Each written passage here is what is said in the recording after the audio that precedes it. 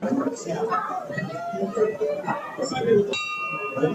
afternoon, Coronado Rotary, and welcome to the best Rotary Club in the universe, where today we are celebrating National Talk Like a Pirate Day. Arrgh! Roy and Denal, could you come up, please, and give us the invocation and pledge allegiance?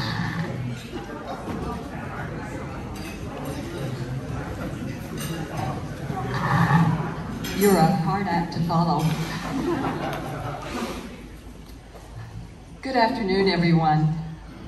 In the words, at this point, I'd like to dedicate this poem to Bob Watson, who truly personified what the poem says.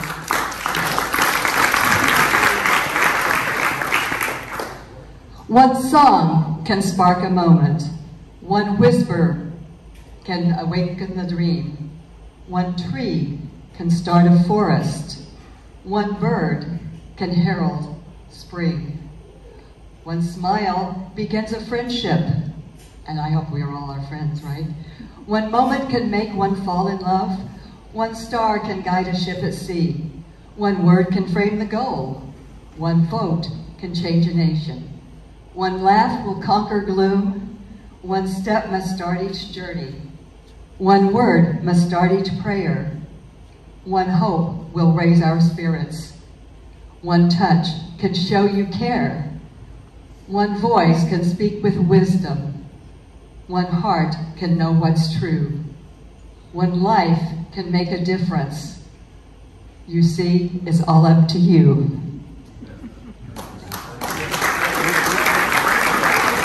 Go on the plank, matey. I always want to end that because I usually end it with a tear, so with that poem, but anyway, let's raise the flag and do the pledge. I pledge allegiance to the flag of the United States of America and to the republic for which it stands, one nation, under God, indivisible, with liberty and justice for all. Thank you very much, Ward. Ward Wilson, would you come up and introduce our visiting Rotarians and our guests, please? Good afternoon. We have a couple of visiting Rotarians with us today. The first is associated with corporate aviation from North Canton, Ohio. That's Bill Scaron. Hi, And we also have our second guest, corporate philanthropy as her expertise from the Pacific Grove Rotary, Jan Stewart. And now for guests. We have a guest.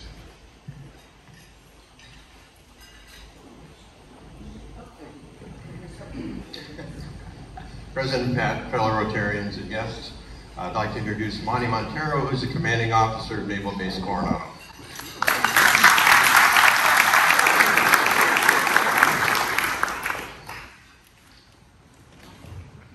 President Pat, fellow Rotarians, I have two guests to introduce today. Captain Todd Perry, United States Navy retired. He's our guest speaker today, so you'll hear more from him about the, I'm going to get it straight, the Navy SEAL Museum, San Diego. Also, another Navy captain, Captain Bob Rohrbach. He has two sons currently serving in the SEAL teams, and he's on the board of the museum, so you'll have a chance to chat with him as well. Thank you.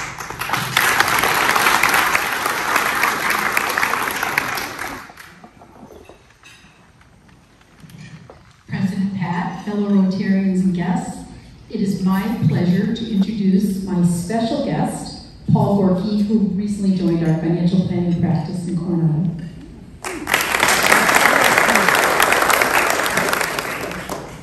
President Pat and fellow Rotarians, I want to introduce my special guest, Samantha O'Brien. She just had a Rotary 1 meeting, so come over and say hey and start the meeting. Right back. President Pat, fellow Rotarians, I'd like to reintroduce my guest, not a Rotarian, but he is a Rotarian, but anyway, Bill Scaron was my college roommate for 60 years ago. We're still friends, I can't believe that. Anyway, Bill Scaron.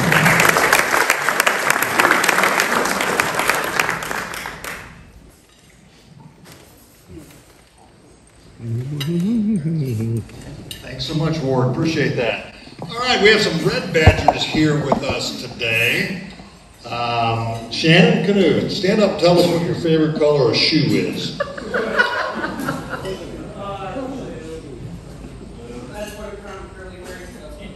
All right, Shannon is blue. Michelle Ebert, where are you? Favorite color of shoe? Julie Gallagher. Well, that would be fire and gin red.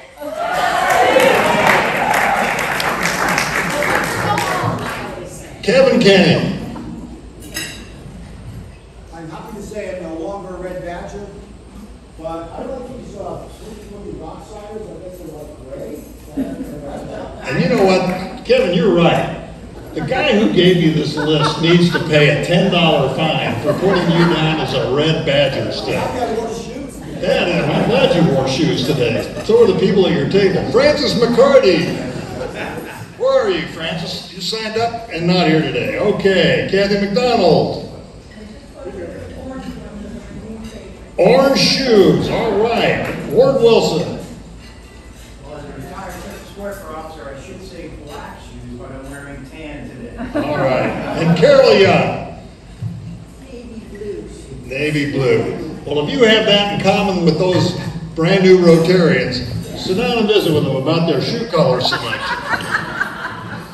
Okay, let's talk about some updates and before we get to some business. The International Golfing Fellowship certainly can still use some people to sign up. We have the Q code up here on the board. You can go online and do it. A number of you have. Thank you very much for doing that.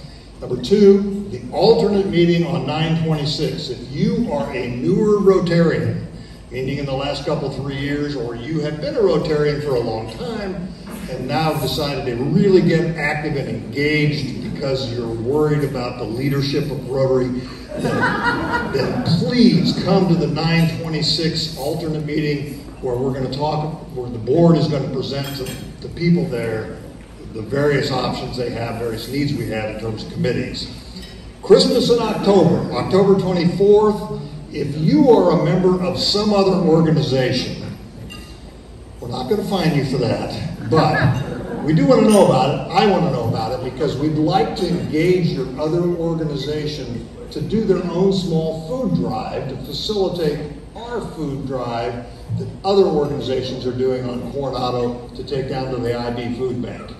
We're doing our own thing, the Optimists are doing their own thing, the SOAR Optimists are doing it, the Methodist Church is doing it, Safe Harbor is doing it, Emerald Keepers is doing it. They're going to do their own food drive and then we're all going to get together and go down to IB and take the food there. The point is to show that Coronado can do stuff together for the benefit of our neighbors who need help. And certainly since the primary beneficiaries of that food bank are senior citizens and lower level EMs, enlisted men and women and their families, it's something that's near and dear to all of our hearts. So if you know other organizations, let me know. I'll reach out to them. You just give me the information. Let's see, merchandise sale. Good chance to buy some really good stuff. I was going to have somebody model it, but that didn't turn out to be such a good idea. So stop and buy stuff if you need stuff on the way out. It's good to spread the name of Rotary everywhere. Okay, let's see, no Rotary underwear. Let's see, around town. Rotary Social, great job at Virginia. She's not here. We had fun. Shannon, thank you for supplying that delightful bottle of champagne that got drank in the blink of an eye. The people putting straws in it bothered me, but it was really good. Had a great beach cleanup. It was a small number but mighty, and there were plenty of bottles to pick up. And then I wanted to point out that we have a number of Rotarians that are traveling, and that might be you at some point in time in the future. And I'd love to put up your picture with some Rotary emblem of wherever you are. So I know both Mark Fleming, who sent me another one today, and is in Italy, and John Jacobson was in Romania when he sent me the picture that he sent me. So kind of neat to see where your neighbors and friends are going and to see that Rotary is active everywhere in the world. Let's see, Rotary Committee update. Jane, would you like to come up and talk a little bit about the youth project?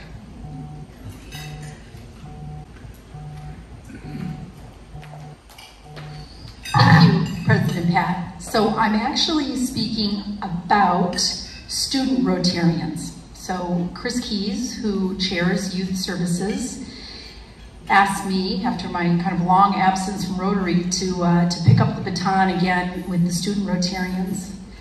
And going back 12 years ago, when Walt Heineke, our beloved Walt Heineke, was president, he brought the student Rotarians back to us. And then I led it along with Mark Warner when he was youth services chair.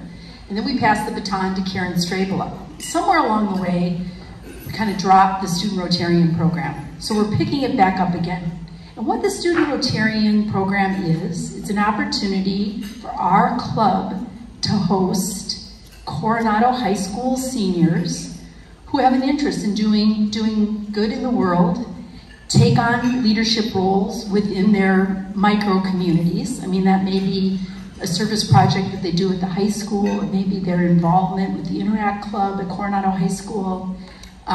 It just may be their leadership on the athletic field or in drama and music. But we will be putting out notification this month through Coronado High School that any senior is eligible to apply. But I wanted to, well, President Pat wanted me to bring it to your attention as well, because the student does not need to be a member of the Interact Club. So if you know any interesting, dynamic student leaders who are seniors, they certainly can apply to have the opportunity. And what will happen is that we will bring a group of 3 or 4 of these to a number of meetings every other month. And the end of the year, we also celebrate with them when we do our Youth Services Month in May. So look forward to meeting and greeting student Rotarians. They're really incredible young people. And it really is the spark where they get started. I mean, for those of you who knew and loved Walt, he says that being a student Rotarian 60 years ago, which is really what put him on the path to leadership for his lifetime. Thank you.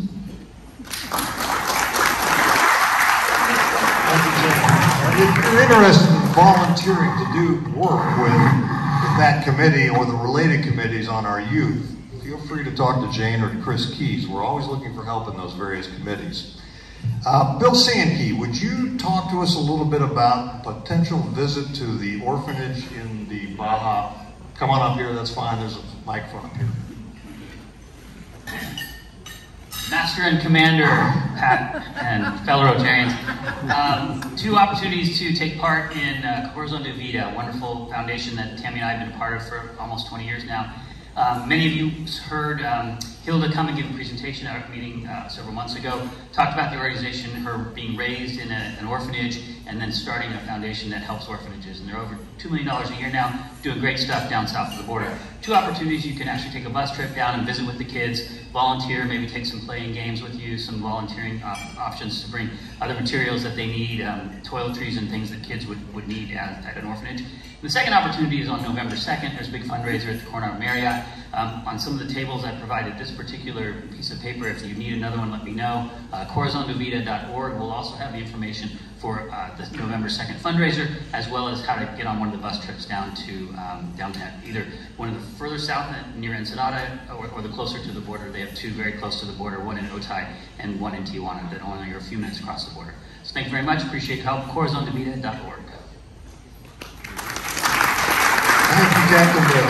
Appreciate that.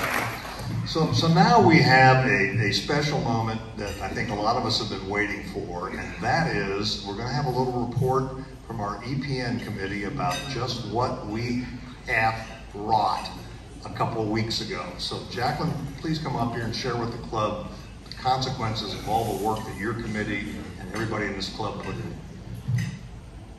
Thank you. So I'm so proud to announce the results from the EPN. Now, these are preliminary, so they might change, but we raised $200,000 at the wine tasting event.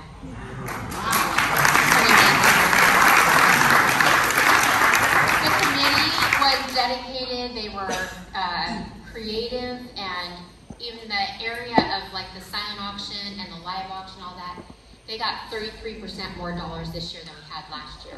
So just amazing results. That puts us at over $1.2 million in total from all the years that we've been doing this event.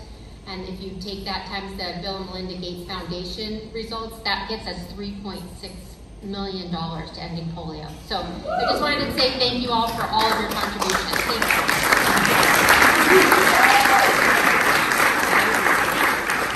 What a terrific committee and what great work you all did. It's impressive. That whole program was impressive, and thank you so much for your service to people of the world. So the national day today is National Talk Like a Pirate Day, ARG. And like many things that happen in life, the best laid plans walk the plank, and that's certainly what happened today, but you'll understand what that's all about in just a minute. But I had a couple of questions for you, 2 questions and then a quiz. And the first question is, how do pirates know they're pirates? They think, therefore they arg. And why do pirates take a vacation? Because they need some arg and arg. And one more. Why did the pirate go to the Apple store? Because he needed a new eye patch. With that, the part that didn't quite work out the way I planned, and this is just life, is this. Tell me, does anybody know what, in alphabetical order, the name of the first state is? Alabama. And who do we know in this club who went to school in Alabama at the University of Auburn? Tom Mitchell. And Tom Mitchell and Susie Mitchell are stays in being here. They are here every week without fail. I can't remember the last time they weren't here. Except today. And I know Tom is on Zoom watching, and so I went ahead with this because I want Tom to be able to see what we're doing to him. But you have treasures on your table. There's some gold coins out there for you, and you can try to spend them, but you might have better luck eating them. But I did have a special treasure for Tom Mitchell because Tom's a special guy. So my plan was to give Tom this delightful present.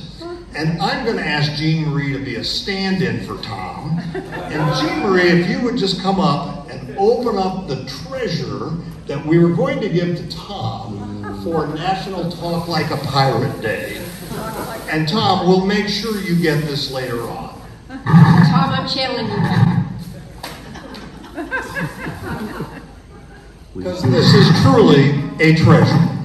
It's a picture of Susie.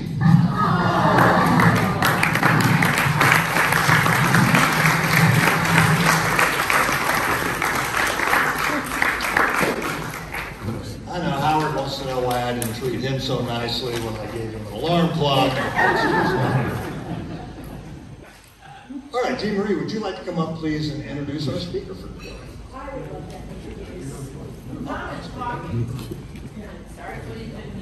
Stuart's going to introduce his esteemed colleague.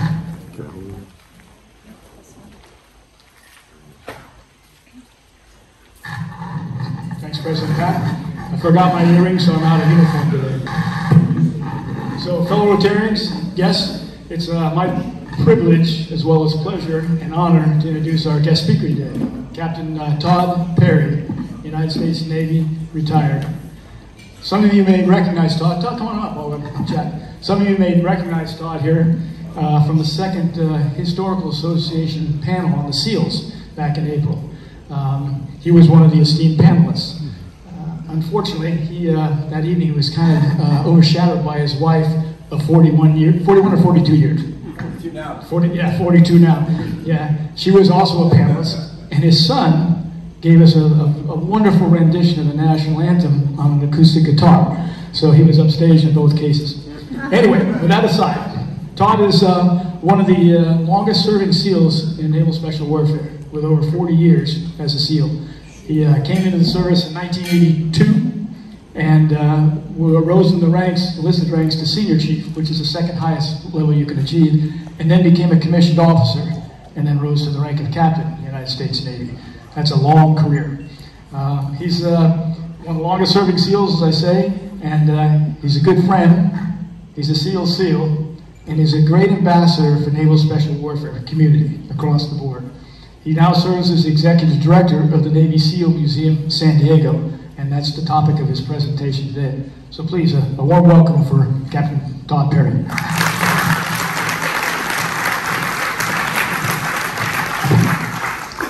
Hey, thanks for the opportunity to update you on this museum. We're very excited about it, and you'll see why shortly here. And then trying to keep this a relatively quick brief because I really want to do the Q&A. I think that's where it's more important for everybody. So I think I've only got about 6 or 8 slides. Some of them are also put on the posters over there, so I can show stuff quickly and you get a better understanding of what our museum is. And yeah, having that, we'll just go ahead and get started. So I'll go ahead and go to the next slide. So we've had people ask why you put a SEAL museum out. In fact, I met somebody today who worked at the Michael Murphy Museum, right? And that's on my bucket list. I want to get out there and see that. I didn't know Michael Murphy, but I knew a lot of the guys that were on that helicopter Red Wing. But you know, we've had a museum since 1985 in Fort Pierce, Florida. And I was one of those guys when I first heard that. 1985 was probably like in E6 or E5, and I was like, why put a museum out there? We don't have SEALs out there. Well, that is sacred ground to us. That is our birthplace. That's where our first Hell Week was ran. Draper Kaufman, the Scouts and Raiders trained there, the Naval Combat Demolition Units. Fort Pierce is very hallowed ground to us, and they chose that place back in 1943 because they needed a place that, one, they could train year-round, and 2, they could make a lot of noise because they were practicing for D-Day. In fact, they ran the first Hell Week in June of 43, one year later to the week they were landing on D-Day. So that's why we have a museum at Fort Pierce. But the challenge is, because it was chosen to be remote back then, it's still kind of remote, right? When people fly to Orlando, they usually don't want to have to drive 2 more hours. A lot of the cool stuff to do in Orlando. So we said, we need to put one here in San Diego, right? And let's face it, San Diego, and you all know this, right? Especially now with the stick right across the street here. But it's where our headquarters is. It's where all of our SEALs are trained now. It's where all of our SWIC archer, almost 50% of our force is. So this is the place to have a museum. And let's face it, it's America's finest city. As a San Diego native, this is kind of personal to me, right? And I just got into that for, you know, it's the 8th largest city. This is all stuff I learned after I retired. It's the 8th largest city in the country. I didn't know this either, but it's the largest military town in the country. I'd never thought of it that way because I forgot about that place called Camp Pendleton. Right? And God bless our Marines. If any of your former Marines, thank you for your service. I was just on Peleliu 3 weeks ago. I can talk to you about that. But yeah, so it's the absolute right place to have it. And really what we want to do here is, you know, like most museums, you know, our goal is we want to, because people go to museums for different reasons, right? Like, I'm kind of a museum dork. I like to be educated and learn things. Bring your kids and grandkids, they want to be entertained, right? But you know, we really want to inspire Americans, and I'll get into what our call to action is going to be, but we want to inspire people to want to serve a cause higher than themselves, right? Whether you become a school teacher, or a fireman, or you join the military, or even those that want to come to Naval Special Warfare, that's what we want people leaving with. So our goal is really try and inspire, you know, not just San Diegans, but really it's everyone who comes here. Next slide. So, we've been giving these presentations every quarter. In fact, we gave one at Julie Gallagher's house a year and a half ago, and maybe 2 years. And people say, well, you know, the first question was, well, where's it going to be and when? And we didn't really know yet. And it's kind of frustrating because you get everybody all spent up, and then they say where and when, and you're like, well, we're kind of working on it. Well, now we got it. We have a site, right? This is why I'm pretty excited about this. And I think you know that landmark called the Midway. Well, I'm pretty loud over there next to the speaker. You know where the One America Tower is? The one that looks like a big Phillips head screwdriver from the Coronado view. Right at the base of that is the former Museum of Contemporary Art San Diego. They moved up to La Jolla. We grabbed that building. We're in there swinging hammers on that building right now. In fact, one of our board members, Bob Robach, was there. By the way, Bob Schultz is another board member. We've got some rock stars on our board. Eric Olson, Admiral Eric Olson's a whole bunch of others. But great location. And talk about a nautical triad, a maritime triad between the Midway, right, the Maritime Museum, and now, you know, the Navy's soft component, the maritime soft component of the United States. We're all going to be in this triad here, right downtown, which is going to be outstanding. Next slide. just a better view of the building. Some of you may remember this. You know, obviously it's across from the Santa Fe train station, across the street. It's next to the trolley, so it gets a lot of visibility. We're right on, we're right on Kettner and Broadway. It's a pretty big intersection in San Diego, for those of you that know. Sorry about that. Get over here, I guess. I'm going to block wherever I go. So yeah, we're very excited about the location. Yeah, that'll be feedback. And go ahead and go to the next slide. And this is really what our priorities are. Obviously, number one, we want a world-class museum. And this museum is really what we're calling a showcase museum, because we really want to build a much bigger museum. But Irvine Company, I'm familiar with Irvine, they're very patriotic Americans. They gave us an unbelievable price on this, so we're calling it our showcase, because we really want a much bigger museum. And that's what we will do, and that's what a lot of museums do. They expand. Who's been to the World War II Museum? So I went there 20 years ago. What did it look like 20 years ago? It was one building, right? It was called the D-Day Museum back then, actually, right? Because that's where they made the Higgins Post. That museum now is 9 buildings. They expand. That's what we're going to do. We know with this building, and that's not the building, by the way, that's our future, what we're looking at, those kind. But we know demand is going to exceed our capacity, and we're going to put in a bigger museum. But that's our one pillar. The other one is we want to be very close and supportive of the Naval Special Warfare community, right? The active duty, the 10,000 people in Naval Special Warfare. We want to be there for that community and be very close with them. We got a great relationship with the previous Admiral Davids and the new one, Admiral Sands. We want to be tied in with Special Operations families. We already have programs. We've got a Trident House program that's got scholarships. It's got houses well, right now they're all out in Virginia, in Fort Pierce. And we've got a K-9 program. But we want to expand. We want to expand it into other things, and this is where we want to be an active party in the SoCal community. One of them that I'm really excited about is, has anybody heard of the San Diego Sheriff Respect program? It's a program tailored to at-risk youth. I mean, that's our future. And that's a program that we've got a couple board members that have already been working with them, and they want to pull in the SEAL Museum, and we can grab the right SEALs to go in there and be mentors to kids that are, underprivileged or disadvantaged or at risk, or all those young kids, like I was before with the Navy, to give them a little rudder guidance and make them good Americans. So that's really our key 4 pillars that we're excited about. Next slide, please. And then we're looking at putting this museum together. Like, well, what do we have that we can kind of showcase? Because if you look, look at the Midway. The Midway is a gold standard of a museum, right? I love the Midway. The World War II Museum, the Marine Corps Museum, the Army Museum, all those museums have, honor, courage, commitment, or the Navy's values, but what do we have that kind of makes us different? And we put a lot of work into this, and there's really 3 things. Is one of them is we've got a very unique training pipeline. And talking to a Coronado crowd, you already know, when you hear the explosions when Hell Week's breaking out, that's actually the longest serving special operations course in the United States. Something else I didn't learn until after I retired, but because if you think about it, in World War II, we need all these units. By the end of World War II, they got rid of the Rangers. The Army got rid of the Rangers.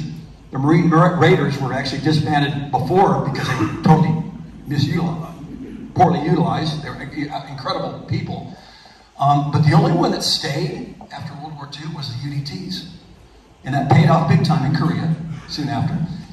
So we're very proud of that. That process that we have, that Hell Week, those things that we have are very unique to us. And I could go into this a lot more, but I'm not, because I'm trying to go through this quickly.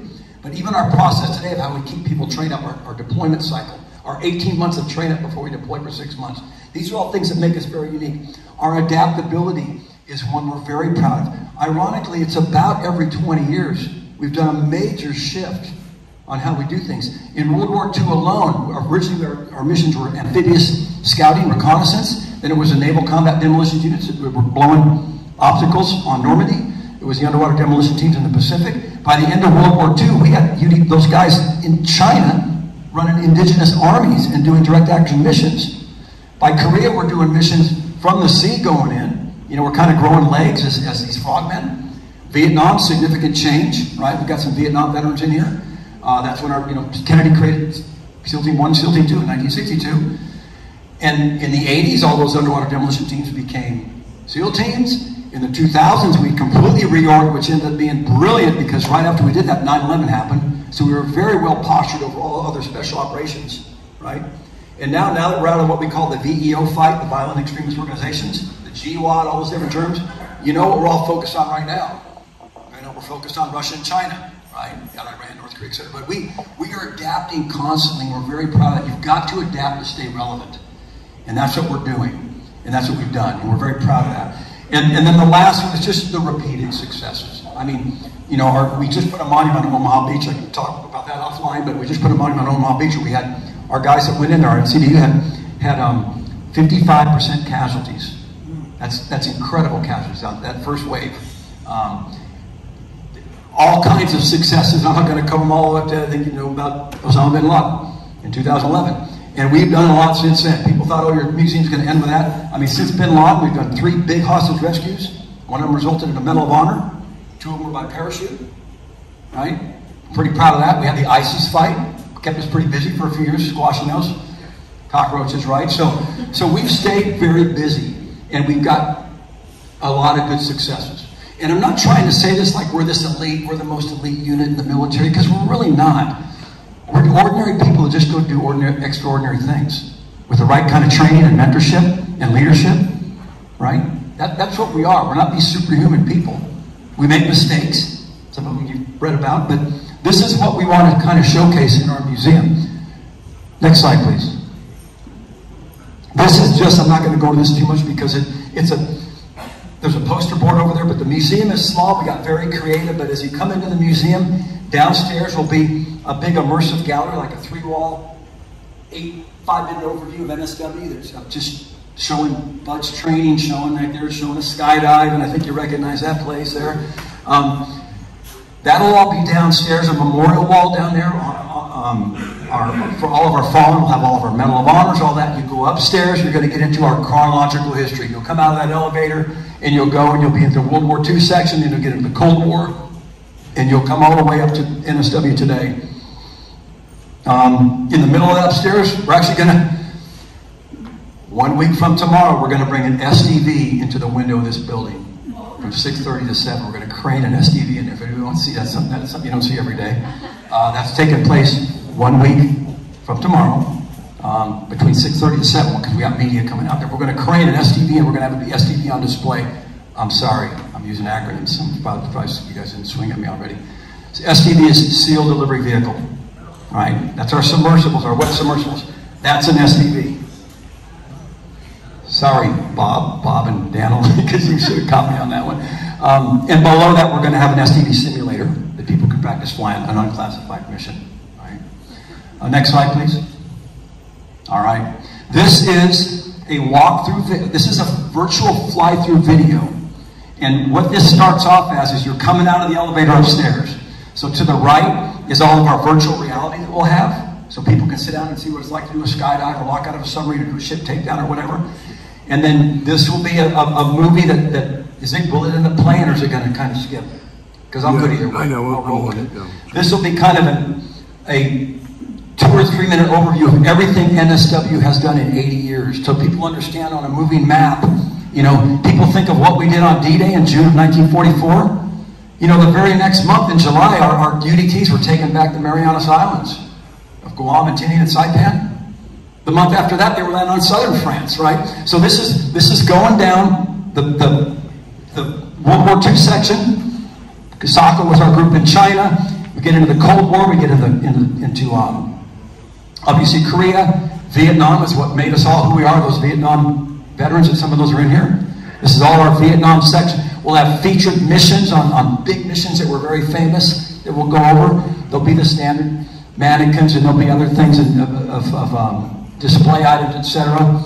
And then we're going to get into, this is all, we call that the global reach era, where we did like things like Grenada and Panama and Desert Storm and Bosnia and Somalia and all that. And then we get in over there to this is looking into the middle, the display cases we'll have in the middle of the museum.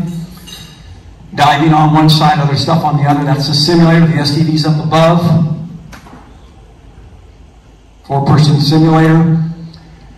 And then we get into the section that really we lost a lot of people. Obviously, we had that terrible day on 9/11. We'll get into, obviously, first we were in Afghanistan, and then of course got over to Iraq, and we got very busy, and then obviously that'll go all the way, that'll carry all the way through. And I'm sorry, I keep blocking your view. I'm sorry about that. But and then as you go down the final, before you exit, we'll have a section on our SWIG. They get there underappreciated. Our Special Warfare Combat and Craft, or combatant crewmen, are the ones that drive our boats. A lot of times SEALs get all the credit, but we can't do anything without them. They're critical to what we do. So we'll have a section on SWIG. Again, the Bin Laden mission, NSW Today, what we're doing. This is that call to serve section. You know, kind of that Kennedy inaugural address, right? Ask not what your country can do for you, but what you can do for your country. So that's kind of where we want to inspire people of what do they want to do to be, you know, good Americans, good citizens. And then as you come down the stairwell, we're going to have it like you're coming out of an airplane. So we'll have a suspended jumper, and so that's just kind of much easier to just kind of explain what's going to be upstairs. And like I said, I went through this kind of quick because I really just want to get into the Q&A. That's the important part. So with that, I'm up for questions. Yes, sir? I was going to ask, when are you opening? How is it funded? Thank you. You almost think that was a baited question for me, but it wasn't. So we are, you know, we're a 501c3. This is all privately funded. You don't get money from the government. Even the World War II Museum we founded, they get nothing from the government. Now they got nothing from Louisiana. But yeah, we are raising funds for this. We still need to raise funds. I'm not coming here to be this as a fundraiser or ask for money, but for people that want to support, there's QR codes, there's papers on your desk. And then, again, people might want to support in different ways. Some people may just want to do introductions to other people that they know want to be involved with that. Some others, like Julie, has hosted events for us. So take a look at that. I'm sticking around. Your other question, sure, was about when we're going to open. Our plan right now, it's looking like the summer of 25. We planned sooner, but we keep getting, Murphy keeps getting involved. We had an air hammer that's got to be replaced, and that was a kick in the gut that day. But so, you know, right now what we're looking at is summer of 25. Could it be sooner? We hope, but we don't want to overpromise, underdeliver. So that's what we're looking at. So summer of 2025, corner of Kettner and Broadway. Thank you for asking that. Yes, ma'am. Yes, sir. Thank you for being here. Thank you for the great presentation. Thank you. Thank all of our veterans for their service to our country. I'm really looking forward to this museum. I love military museums. I've seen them all over the world. I've been to the National World War II Museum 4 times. I just got back with my son. We went through Fredericksburg, where the Pacific War Museum is. It honors Fleet Admiral Nimitz. It's his hometown. It's a great museum. And I'm really looking forward to this one. My question is, for you, are you going to plan to cross-promote your museum with the Midway? And yes. Good. Yes. And are you going to have tours for kids so that they can see our past and our military history and what you guys have fought for, and teach them and then show them opportunities going forward into the military? Thank you for asking that one. That's almost could have been a baited question. So because that's kind of the questions you want to respond to, right? So our first of all, the first part, yes, Terry Kraft is an incredible guy. I was just on their gala a couple weeks ago. Terry Kraft's been very, you know, they already have I don't want to call it a partnership, but a very great relationship with the San Diego Maritime Museum, which is also an incredible museum if you haven't been there. And I've met that CEO, and we've talked about, once we get this going, what do we come up with? Like what they have right now with the Midway and the Maritime is you get like $5 off your next ticket. Now, of course, we're not going to charge what the Midway charges, because you could be on the Midway all day, at least the museums work like me can, right? Our museum's just going to be smaller, so we're not going to, you know, the $35 on the Midway, worth every penny, by the way. But so we will they have the same kind of arrangements with the Maritime. You can, in fact, the Maritime stays open an hour later. You know, Midway's open 10 to 5, 7 days a week. Maritime Museum stays open an extra hour just to catch people that, you know, getting there late. But absolutely, the part about your attributes, I'm very glad you brought up, because there's something that we really want to push, and this really applies to all of you in here. I think all of you have done very well in life if you're at this event and you're living in Coronado. Is there's attributes. There's what's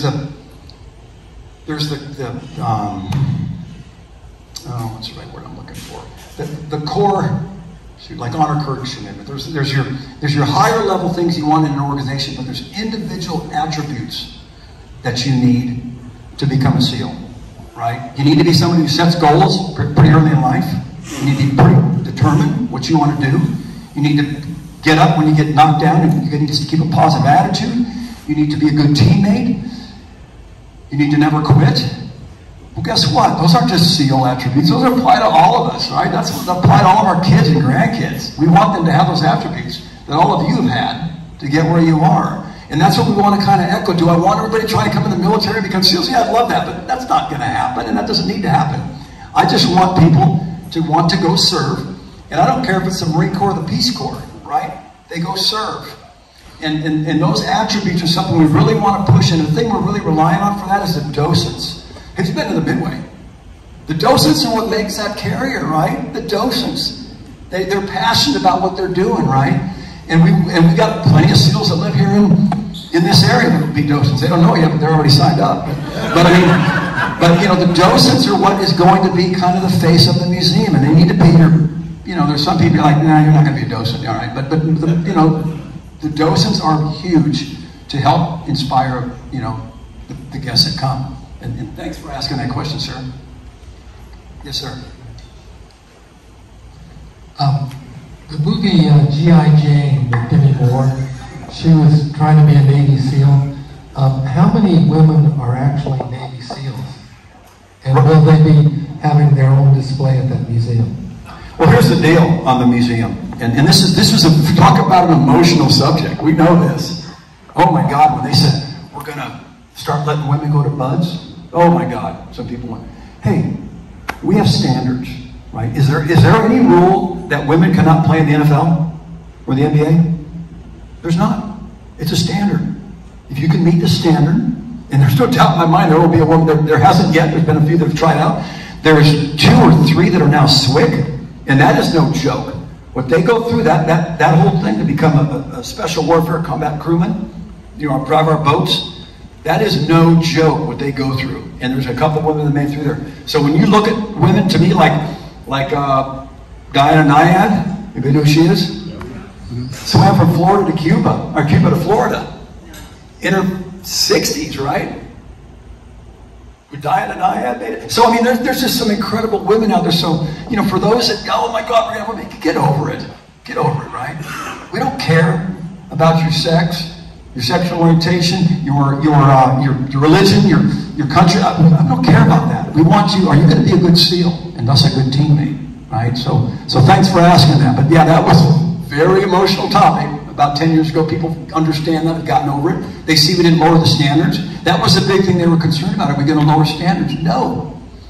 Now what we did is we made sure that those standards were job-based. What was the word we were using? Yeah, there was a word that doesn't justify to what we're doing, right? Do you need to carry logs on your head? Well, guess what the logs make you do? They make you work as a team. Carry the boats on your head. It's all about the teamwork, because we're really big on the team aspect of what we do. Because, you know, that's why we don't like the words like, you're a SEAL, you're in the SEAL team. Tell them how much you're proud of that. It's part of a team that we're on. But does that answer your question, sir? Yeah, there's still not any Navy SEALs. No, and I'm sorry, I thought there has been no females make it through yet. Right? God bless them when they do, you know? Dan, did you have a question? Will EODs be a part of this? No. And EOD, there's a lot of enablers we have to what we call them combat support or combat service support. We have our CTs, our cryptologists, we have our EOD, we have our divers, we have all kinds of people who are part of what we do, that we can't do it without them. But EOD is a separate community. EOD is not closed loop in Naval Special Warfare like SWIC. You know, they have their own pipeline that they go through. They come and they train with us, and some will do their whole career and never work with SEALs, and some will stay in long enough it probably hurts their career. And we have that with our divers, and we have it with our parachute riggers and our cryptologists and all these. Yeah, they're not part of the Naval Special Warfare where SWIC is, because people have asked that. Well, SWIC is closed loop. Right? They've got their own commands, they've got their own training, they've got incredible leadership. But that's another great question, man. Thank you. Yes, sir. Great presentation. Thank you, by the way. I know in an early incarnation, this museum was envisioned to be on military base, maybe NAV on the website or something like that. Kudos for making it public accessible, and maybe that was a different museum idea. Second thing, as part of a cross promotion, when you guys do get this open, what's the opportunity to get the July 4th SEAL demonstration back in Gloria Bay? Okay. Really. Having been one of those guys that jumped out, came up and did the thing, and then one time I was the guy being captured. In fact, I was sitting right next to your father on that one. Your dad was there. That came down to they just kept getting lawsuits. Every time they do one, somebody goes, I got weight damage. And that's why they, stopped doing them. They keep doing them in Little Creek. They've had to ship places, but that was the problem, was it just was costing so much money. Some might be valid, but some of them probably weren't. And that was what killed the SEAL demonstrations, which is sad. Yes, you mentioned a cryptologist. Am I correct in saying cryptologists can burn the triangle? So, cryptologists, they might be, a lot of them are certain ratings that you cannot go, like you can't be a nuke. If the Navy's put all that money into you to be in the nuclear field, you can't then just go out and try to be a SEAL. They put a lot of money. I'm not sure where the CTs stand if they can go to BUDS. That's a great question. Well, that means I'm going to no longer be a CT, and I'm going to convert over to what they call an SO, a SEAL operator. So I don't know what it is now. I've been out for a couple years. But some of these that are very technical skills and they put a lot into, I cannot stress how important CTs were to our mission for finding and fixing these guys, right? We can finish them, that's what we're trained to do. But finding them, fixing them is hard. It wasn't hard during the Cold War. We knew who the Russians were in the Soviet Union, right? They were doing their own thing with that woolen river over there, right across, right?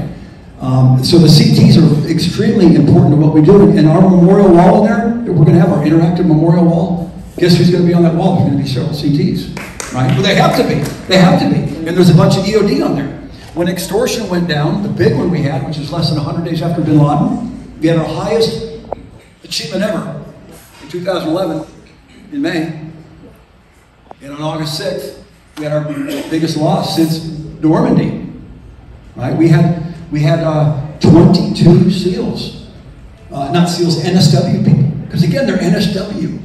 We had cryptologists on those helos. We had 2 EOD on that helo, right? We had a dog handler, a Laotian kid from Laos that was with the SEAL teams and made it through everything. He wasn't a SEAL, So those are losses we've had. So absolutely, they're part of the team. Are they SEALs? They were tried? No, but they're part of the team. They're recognized just as much as any SEAL when we have those losses. And unfortunately, we've had, and of course, we had where's Christensen's godfather, who I was talking to earlier today, right? That was on Red Wing, which we had lost 11 guys. But so yes, they're extremely important to our community. We want to educate people on. We can't do it all by ourselves. We're such a small part of the 10,000 in NSW. I can't remember what the numbers are. SEALs were about 3 or something. Yeah. I'm a little dated, right? But I mean, we can't do what we do without your admin people, your medical people, your comms people, let's go down to your CVs, right? So, what else you got? Yes, sir. Thanks so much for this program. Could you talk just a little bit about your personal journey to become a SEAL, number one, and number two, your personal journey to take on this museum? So, I was up special growing up. I played some sports in high school. I wasn't really any good, and I just, I didn't know what I was going to do. Well, I knew I was going to take my dad's business. He was a plasterer. And in fact, the reason I became a SEAL was we were doing a job in Coronado. When you plaster pools, you could do sometimes 2 jobs a day, and I think obviously it was the second job of the day. We're in Coronado, and you guys are going to know this, who I'm talking about here. I walk into BUDS as a long-haired guy, I got a white t-shirt, I'm covered in plaster dust. I walk in like, hey, I'm thinking of going to the Navy. This guy named Senior Chief Roger's sick. I had the high and tight haircut, and Roger's like, come on in, son, let me walk around. The nicest guy in the world. He walked me around, went back where they're doing jock-up drills, watching people doing push-ups with scuba bottles on, and kind of intimidating, and I'm like, oh, I'm going to give this a shot. So now let's fast forward about probably 9 months, I don't know, because I had to go with the Navy. I had to, you go to boot camp, go to A school, show up to BUDS. I see Roger sick. I'm like, man, this is awesome. I got a shipmate already here. I got a friend in BUDS. Pardon my French, what I'm going to say here, but I said, hey, senior chief, remember? He's like, I sure do, shitbird, go ahead and surf. You know, which I don't know what that means. It means go get wet. But yeah, so that's just my journey. And I came in and I thought I was going to be in for 3 years. I just got married before I got, by this woman became the longest serving spouse I ever got married for. But I was going to this 3 years, doing some cool stuff, get out. Well, then it turned into 6 years, it turned into 9, it turned going out to a different team on the East Coast.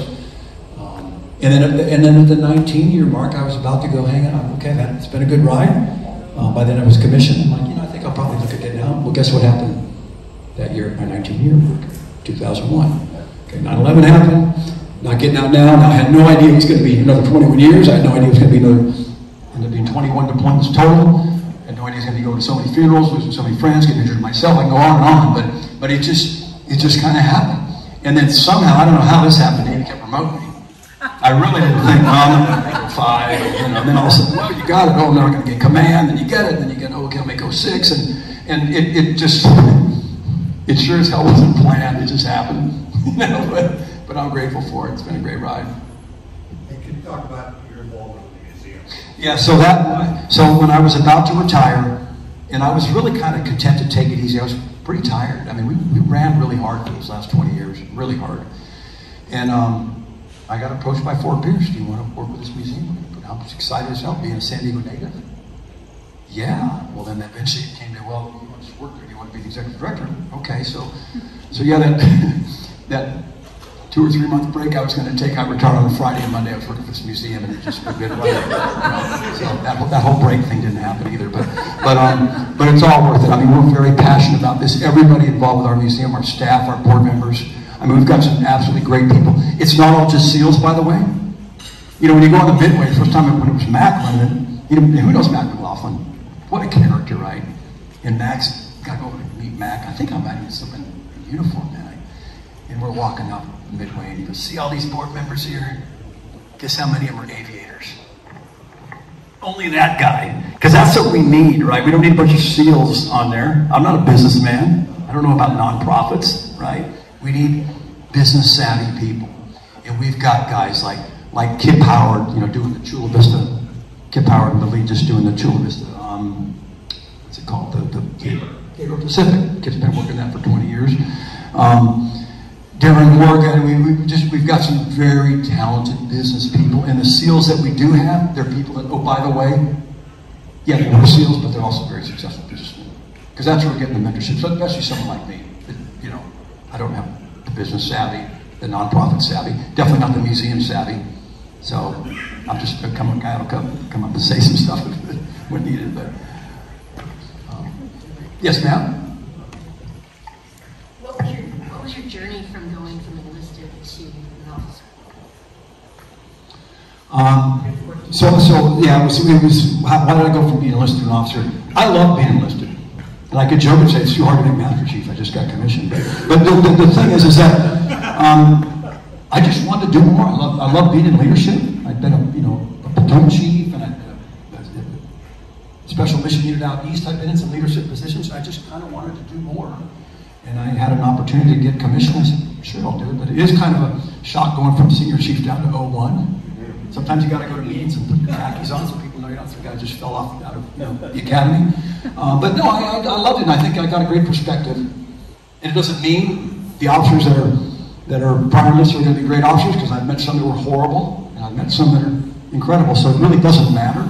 Just like there's officers from the Naval Academy that are absolutely incredible, and other ones that people like. So it just, for me, it was a great experience. It let me stay in longer. I love being in NSW. I love the community. And like I said, when I came in for those first 3 years, I had no idea it'd be 40, I mean, I remember that morning I was retired. It's like, I asked my wife, I said, honey, did you, in your wildest dreams, did you ever think we would stay in this for 40 years? And of course she said, well, you've never been in my wildest dreams, but the point is no, we just didn't know. We were kids, 21 and she was 20. And then here we are, it turned into 40. So there definitely wasn't a plan, it just happened, Thank you very much.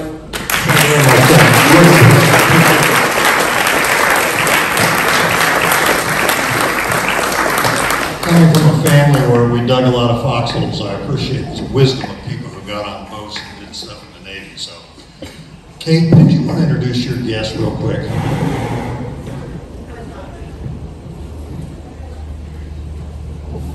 Thank you, President Pat, and fellow Rotarians and friends. I'd like to introduce my special guest, Gary Allstat. He is one of those lucky retired people. He retired after 28 years working in IT with the San Diego Unified School District. Thank you. To all of our visitors and all of our guests, Brent, you wanted to make an announcement and pay a fine. That's right. Thank you, President Pat. A few weeks ago, first of all, I'd like to thank the presentation today and thank you for your service. I know it's going to be very successful. People in San Diego love our military. A couple of weeks ago, there was a couple officers who were involved in a chase. One of the officers died, the other one broke his back, and we don't know if he'll ever walk again. We're going to be doing a fundraiser with the POA, the Police Department of Coronado, and the San Diego Police Department to raise funds for the two officers and their families. They have no funds coming in at this time, and it's just something I think it's the right thing to do. And I don't know how we can get that information. I don't know if we can do anything to help. It's going to be bona ficetta, $55 on Tuesday. It's a buffet all you can eat, and there'll be an auction. And anyway, it just seems like the right thing to do. But thank you. Thanks, bro. Appreciate that. Thank all of you for being here. Thank you, visiting Rotarians and guests. Thank you to a very, very special guest speaker. It was terrific. Go out, have a great Rotary Day, and tell some terrible talk like a pirate jokes today.